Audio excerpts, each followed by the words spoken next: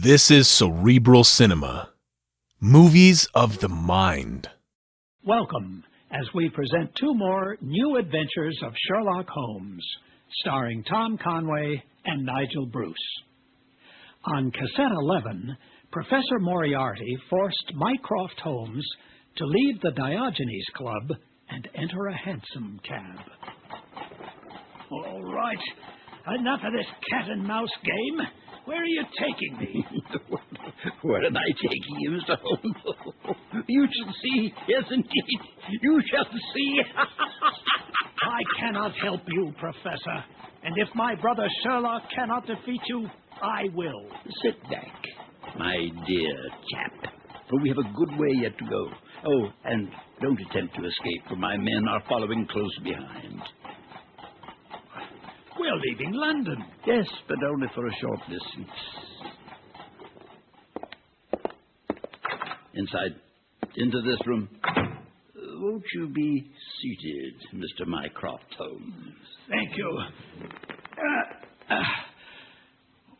Where are we? Surely you don't think I would tell you that, do you? No.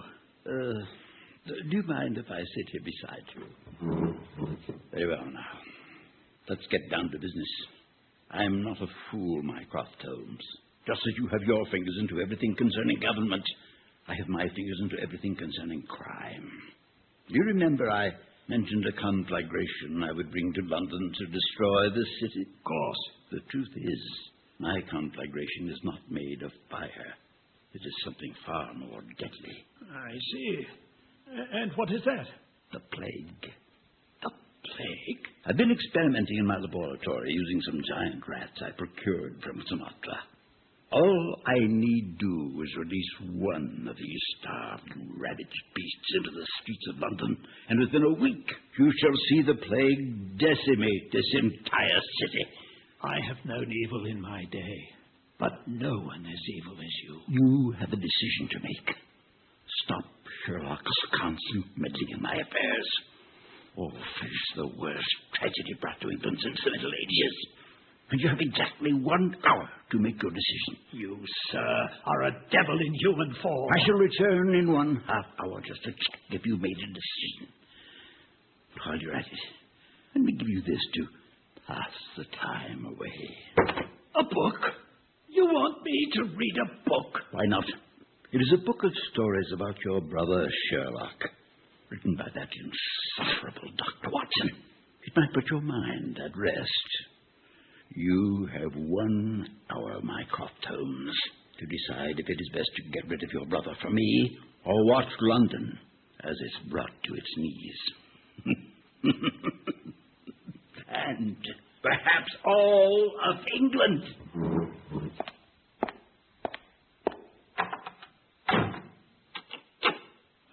Why not, indeed? Let me see.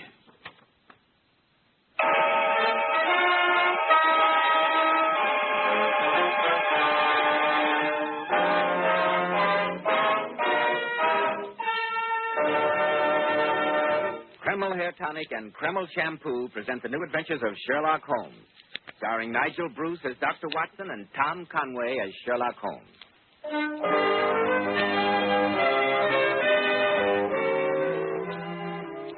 Now, once again, here we are in Dr. Watson's comfortable study. Good evening, Dr. Watson. Good evening, Mr. Bell. Sit down, my boy, and make yourself comfortable. Thank you. Warm tonight, isn't it? It is indeed. Quite summery, in fact. Let's see. Tonight you're going to tell us about the strange adventure of Mr. John Scott Eccles at Wysteria Lodge, aren't you? Yes, and I think I can promise, sir, that you'll find it weird enough to make you shiver a bit, in spite of the weather. Good. I can hardly wait. Men, if you want that prosperous, successful look which stands out in the crowd, remember, well-groomed hair means a lot to a man's appearance. And I'm sure you'll want to know why so many of America's most prosperous and successful men use Kreml Hair Tonic. You see, Kreml contains a special combination of hair grooming ingredients which is found in no other hair tonic. This is why Kreml gives a man's hair such a natural, well-groomed look. Why it keeps hair neatly in place longer. Yet Kreml never leaves hair looking or feeling greasy, sticky, or dirty. Kreml never leaves hair feeling cakey or stiff. Just make this test, men. After you apply Kreml, rub your hand over your hair. Notice how delightfully clean your hair feels. Notice how no greasy film comes off on your hand or your hatband. Kreml always gives your hair such a handsome, clean-cut appearance, as if your barber had just combed it. At the end of the day, your hair looks just as neatly groomed as when you combed it in the morning. Buy a bottle of any drug counter. Kreml, Kreml Hair Tonic. Now, Dr. Watson, what about the strange experience of Mr. John Scott Eccles and Wysteria Lodge? It was a bleak, wintry day. The year was 1892, I believe. We were in our rooms in Baker Street, and Holmes had received a telegram during lunch. He'd read it and sent off a reply. The lunch things were subsequently cleared away, and Holmes was standing in front of the fireplace, smoking his pipe, a thoughtful look on his face. Suddenly, he turned to me with a mischievous twinkle in his eyes. Watson, you are letters. How would you define the word grotesque? Grotesque? Why, something strange, remarkable. No, there's more in it than that. Grotesque.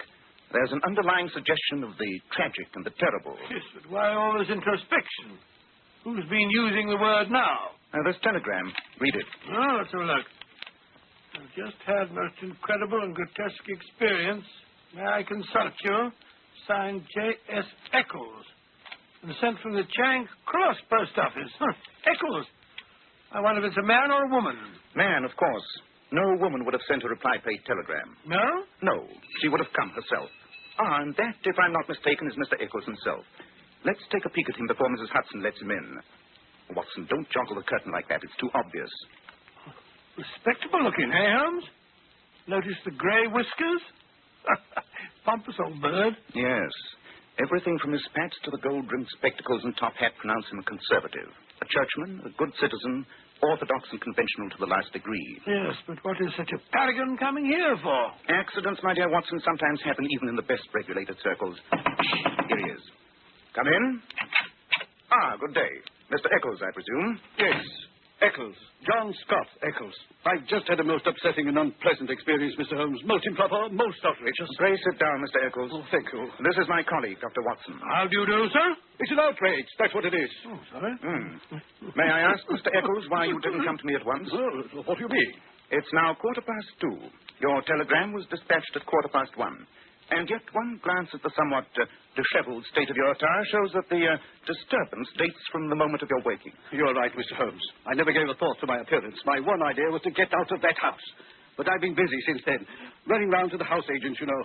The fellow's rent was paid right enough. Come, Mr. Eccles, I'm afraid you've acquired my friend Dr. Watson's deplorable habit. Huh? He is prone to tell his stories wrong end foremost. Now, look here, Holmes. I really don't see why... interrupt, Watson. Now, Mr. Eccles, will you please give us the facts of the case? Now what?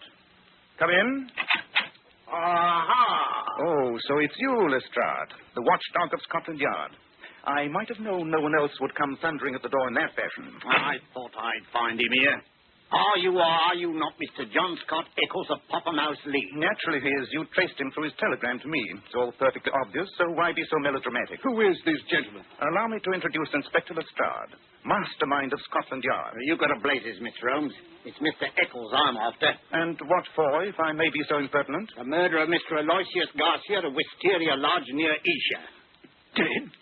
You say he's dead? No, that's surprise stuff. This letter was found in his pocket. You wrote it, didn't you? Of course. You accepted his invitation to spend last night in his house, didn't you? Yes. You did stay the night there, eh? Yes, but I can explain. Explain, eh? One moment, Lestrade. Mr. Eccles was on the verge of telling me what happened during his visit. I suggest we allow him to proceed. Draw up a chair, Lestrade. You might learn something. Oh, very well, but I warn you, Mr. Eccles, anything you say may be used in evidence against you. But I'm sure my story, but also... Oh, dear me. Go on, please. Go on. Oh, yes. Well, you see, Mr. Holmes, I'm a bachelor of a rather sociable turn of mind. I cultivate a large number of friends, among them Mr. Gerald Melville. Gerald Melville, the retired brewer? Yes, that's the one. Well, nothing like a glass of Melville's double brew to quench a thirst on a hot day, eh, Lestrade? Oh, Watson, don't interrupt. Well, it was there some weeks ago that I met a fellow named Garcia. He was, I understood, of Spanish descent and connected with the embassy. We struck up quite a friendship. One thing led to another, ended by his inviting me to spend a few days at his house, Wysteria Lodge, between Isha and Oxford. How many were there in his household? He had a sort of valet butler, a countryman of his named Jose, and a half-breed cook called Grogo. Queer household to find in the heart of Surrey, eh, Holmes? Yes, Dr. Watson. So I thought at the time. It proved a good deal queerer than I expected. Now, let's get to the point. You went to the house? Yes. I arrived last night, a few hours after dinner. Drove over from Isha. Storm was brewing. The house was fair-sized, a crazy, tumble-down affair. I'll admit I had some doubts as to the wisdom of my visit as we went up the drive.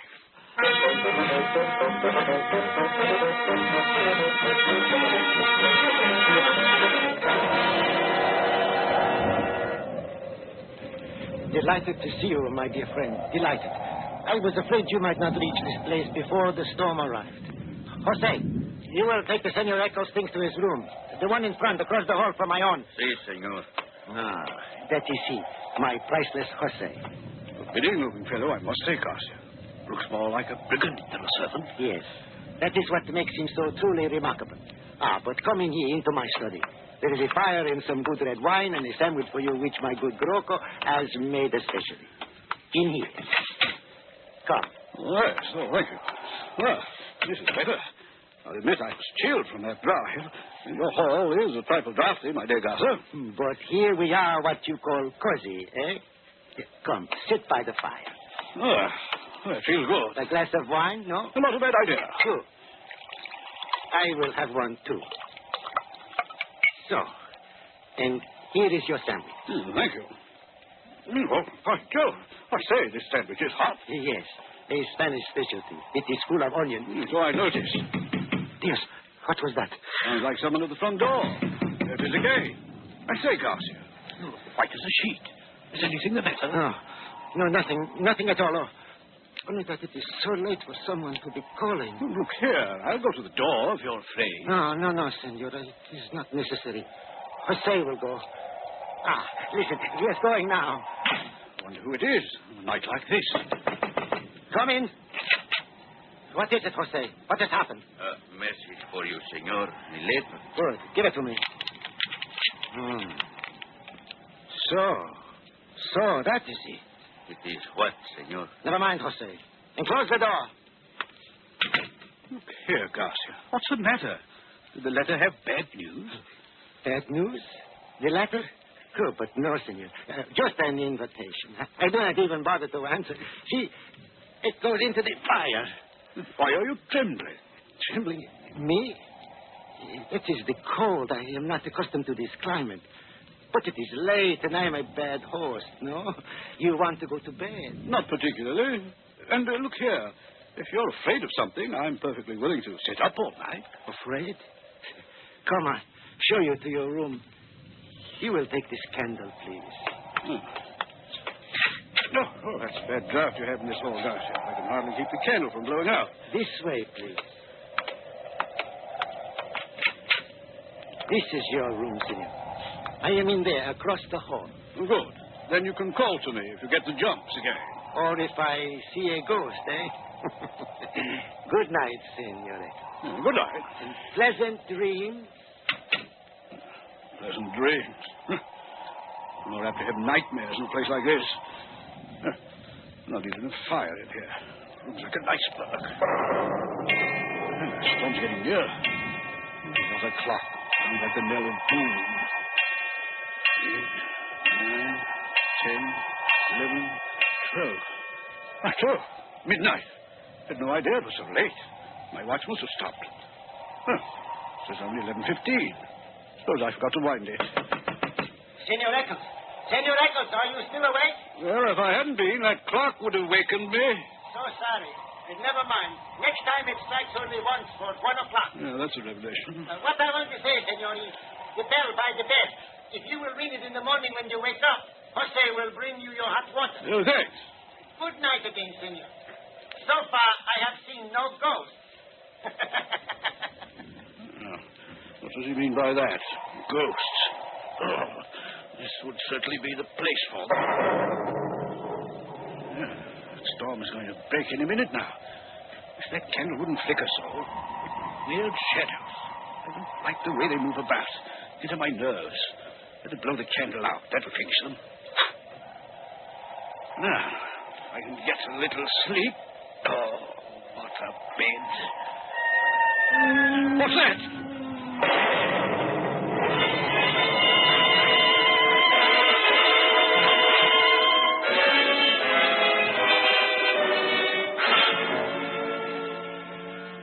So you think you heard a scream, Mr. Eccles? Well, I wasn't sure. A storm broke about that time.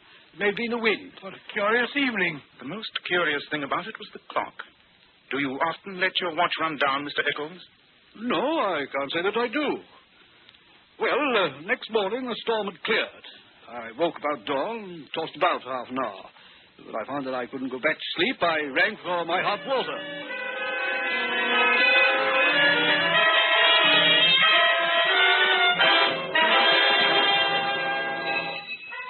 Oh, what a place. That bed should be in a museum. Oh, it's even colder than last night. Confound that, Jose. Where's my hot water? Never did like the country. That fellow's probably still asleep. Maybe if I shout. Jose! I say, Jose! I don't like it. This place is too quiet. Jose! Grogo, where are you? What the deuce? Why doesn't all this bellowing wake Garcia? Must be a sound sleeper. Garcia! Garcia, are you up? Confound the man. Oh, you don't suppose? Oh, nonsense. I'm getting the jump as he was last night. Garcia, wake up! I say, let's go in, see if the bed's all right. I say, Garcia, are you? Garcia! What? Look here. He's gone. The bed hasn't been slept in. Garcia! Jose! Garcia!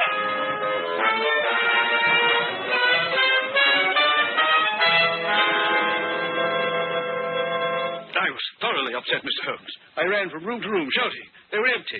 The men were gone. My host, the footman, the cook, all vanished in the night. Quite a unique experience, eh, Watson? Yes, one of the most... I was furious. I packed my bag and set off to visit the chief land agent in the village. And I found everything in order. Garcia had rented the place right enough, but even paid 3 months in advance. My next step was to come into town, call at the Spanish embassy. Yes? They had never heard of Garcia. That is the end of my story. Well, I admit it seems to fit in with what we discovered at Wysteria Lodge.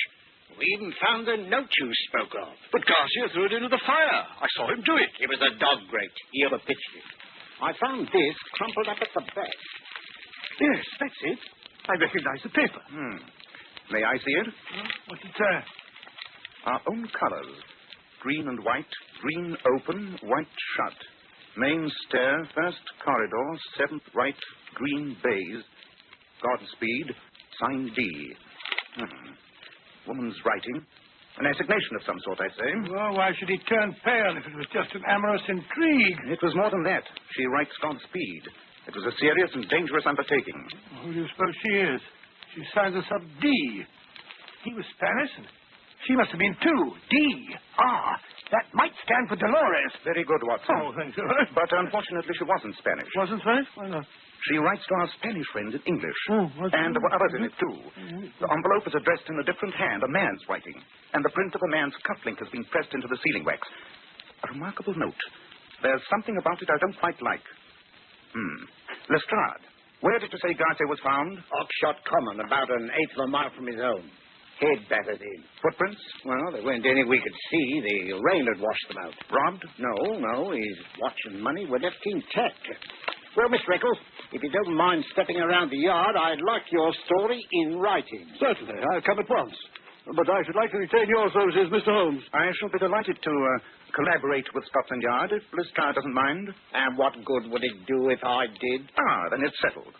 I suggest we take a run down to Esher, Watson.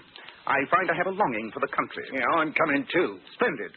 Suppose we meet tonight at Mr. Garcia's poetically named villa. What was it? Yes. Wysteria Lodge. I fancy it'll be a case of chercher la femme. Chercher... Oh, French. Look for the woman. Oh, what woman? The woman who wrote that note. If I'm not mistaken, she's in a decidedly dangerous position.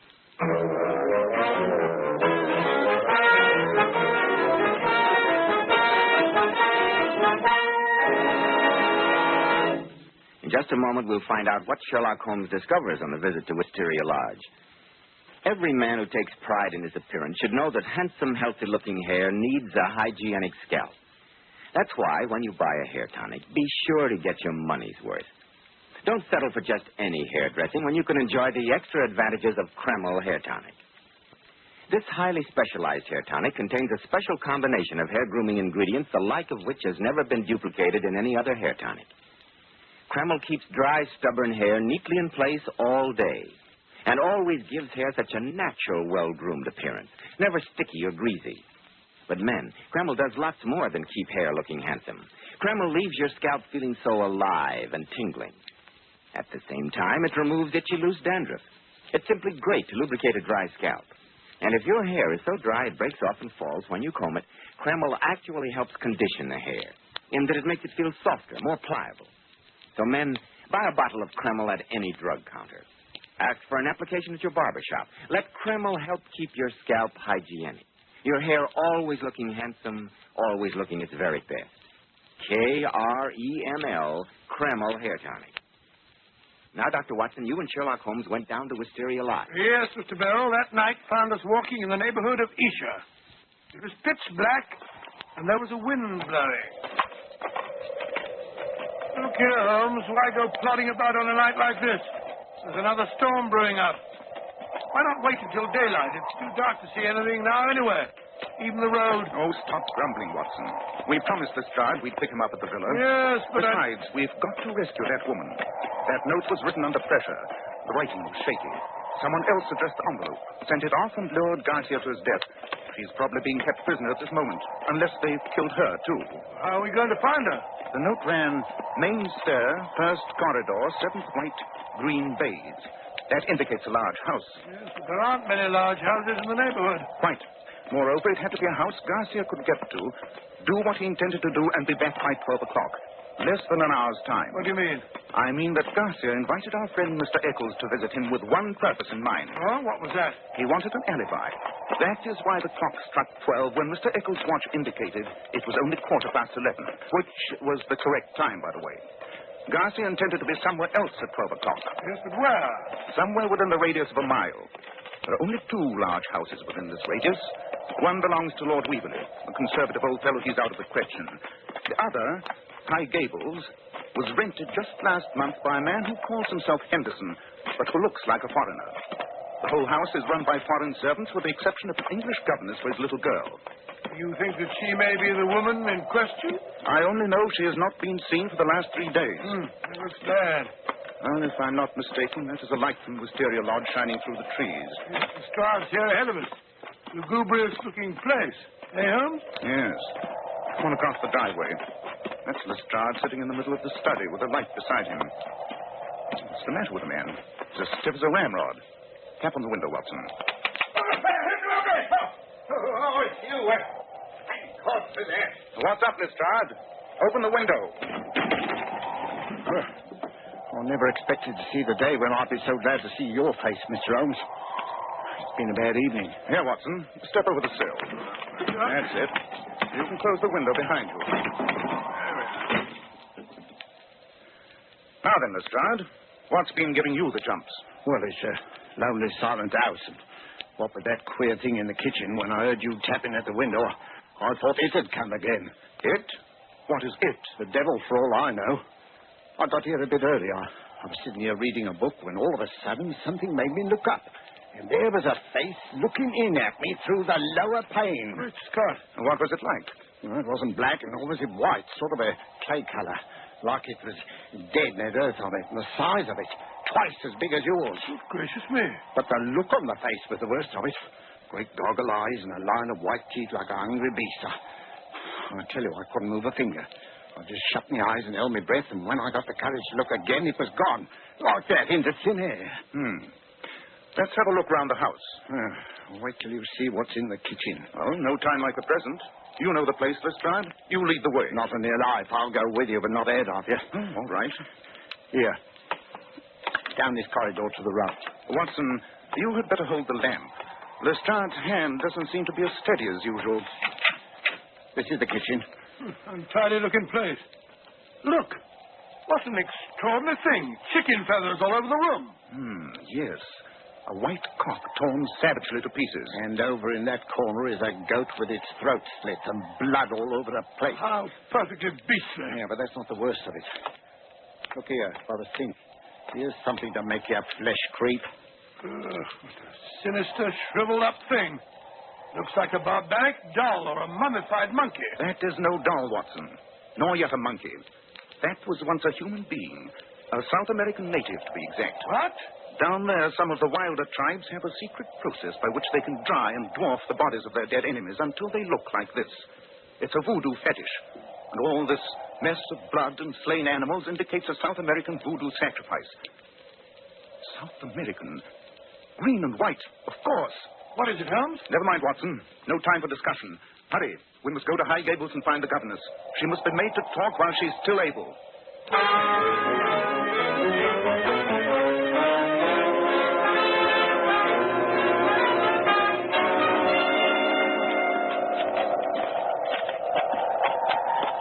That's the house. Governess's room is at the back. Oh, what's this? Closed carriage without lights drawn up at the front door and baggage piled on top. They're trying to make a getaway. We must stop them. How can we? We've got no warrant. Thank heavens I'm not a member of the official police. My revolver's warrant enough for me. Look. The front door's opening.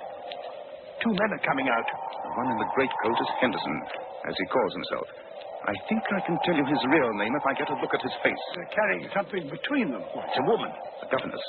Why can't she walk? What have they done to her? They're putting her in the carriage. Come on. You must stop them. Now then, hands up, both of you. Carlo, drive on. Drive on. No, you don't, Carlo. One move to pick up those reins and you'll get a bullet through you. Now then, what have you done to that woman? She's sick. We are taking her to London. You must not stop us.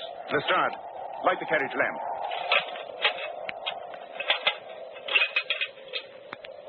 Watson, take a look at that woman.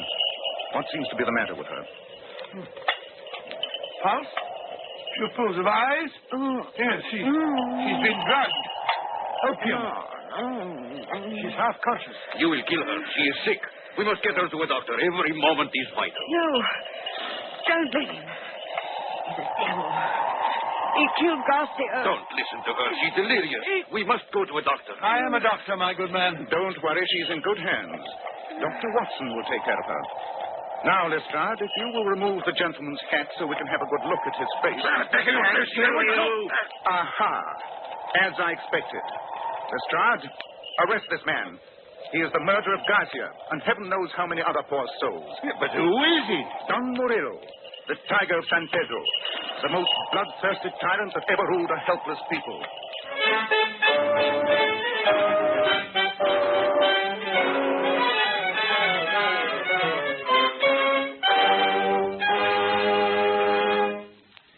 Must say, Dr. Watson, I'm still a bit confused. Yes, and so was I, Mr. Bell, until the English governess explained the whole thing to me. Don Murillo had been a dictator of the country of San Pedro in South America. Its colors are green and white. Yes, I know. He was a terrible man who had no scruples about butchering anyone who stood in his way politically. One of his victims had been the Spanish husband of the English lady who later became Murillo's governess. Oh, I see. His reign of terror ended in a revolution, but he managed to escape the country with all the government funds. The inhabitants of San Pedro plotted to bring him to justice, but failed until the Englishwoman managed to worm her way into his household. So that's why she was there. Yes, it is. She and a party headed by Garcia planned to kidnap Murillo and take him back to San Pedro where he could be tried for his crimes. Murillo, however, suspected the governess, intercepted her note, and killed Garcia. Well, that's perfectly clear now. Oh, just one more thing. The hideous face at the window, what was that? Oh, that was Grogo, Garcia's huge native cook, who was sneaking back to get his voodoo fetish, the shriveled mummy. That was certainly a blood-curdling story. Dr. Watson will return in just a moment to give us a hint about next week's story. Here's something of real interest for our lady listeners. I'm sure we all know or have heard how beautiful Power's models are. But did you know that these famous beauties make up to $35,000 a year? Which shows they have brains as well as beauty. Yes. But seriously, Joe, what impresses me most is that Powers models can afford to spend a fortune on their hair. Yet when they wash it, they rely on inexpensive Kreml shampoo. Which proves how wonderful Kreml shampoo really is. Powers models were among the first to discover that no other shampoo leaves hair more shining bright with natural gloss and luster. And under no circumstances does Kreml shampoo ever dry the hair. Kreml shampoo is not a soapless shampoo. It's not a cream shampoo. It's not a harsh soap or drying detergent. Kreml shampoo is entirely different. I'll check with that, Joe. After a Kreml shampoo, the hair actually radiates natural, brilliant highlights. And Kreml shampoo even has a built-in oil base, which helps keep hair from becoming dry or brittle. It rinses out so easily and positively never leaves any dull, soapy film. So, ladies, always wash your hair with Kreml shampoo. It leaves hair a vision of shining, sparkling beauty, yet in no way hurts its texture.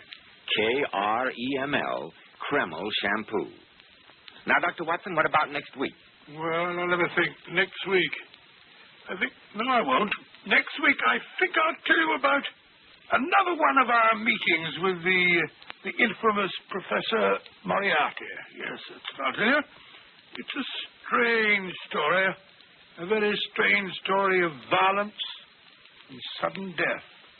Death that struck from the London shadows.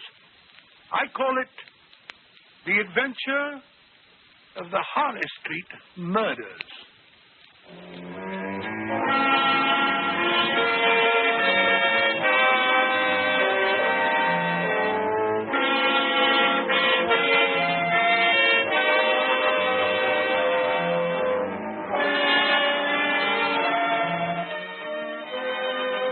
Tonight's Sherlock Holmes mystery was adapted from Sir Arthur Conan Doyle's story, The Adventure of Wysteria Lodge. Nigel Bruce appeared through the courtesy of California Pictures. Tom Conway by permission of Eagle Lion Pictures. Sherlock Holmes series is produced by Tom McKnight, with original music composed and conducted by Alex Steiner. This is Joseph Bell, speaking for Kreml Hair Tonic and Kreml Shampoo, and inviting you to be with us next week at this same time when Dr. Watson will tell us about the adventure of the Harley Street Murders.